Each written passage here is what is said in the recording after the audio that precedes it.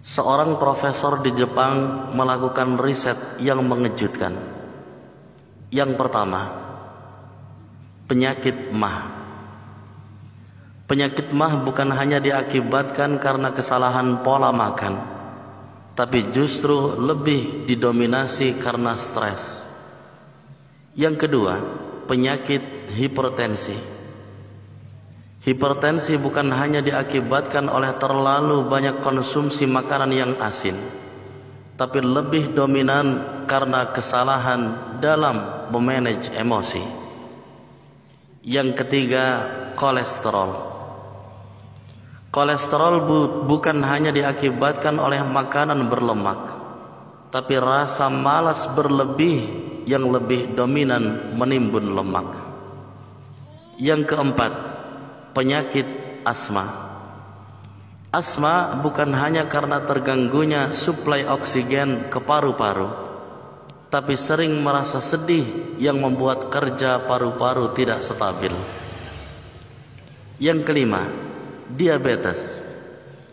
Penyakit diabetes bukan hanya karena terlalu banyak konsumsi glukosa, tapi sikap egois dan keras kepala yang mengganggu fungsi pankreas. Yang keenam, penyakit liver. Penyakit liver bukan hanya karena kesalahan pola tidur, tapi sifat ngerasani atau buruk sangka terhadap orang lain yang justru merusak hati kita. Yang ketujuh, jantung koroner. Jantung koroner bukan hanya diakibatkan oleh sumbatan pada aliran darah ke jantung, tapi membuat jantung kita kurang merasakan ketenangan sehingga detaknya tidak stabil. Fakta penyebab penyakit adalah karena masalah spiritual 50%, psikis 25%, sosial 15%, dan fisik 10%. Jadi kalau kita ingin selalu sehat, perbaiki diri kita, pikiran kita, terutama hati kita dari segala jenis penyakit.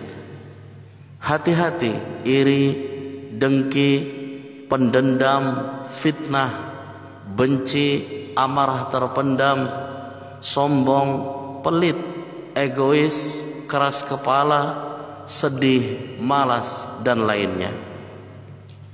Perbanyak doa dan mudah memaafkan. Lembutkan hati dan ikhlaskan yang sudah terjadi. Banyak bersyukur dan nikmati kebahagiaan sekecil apapun. Jalin persaudaraan yang mengajak dan selalu mengingatkan dalam kebaikan.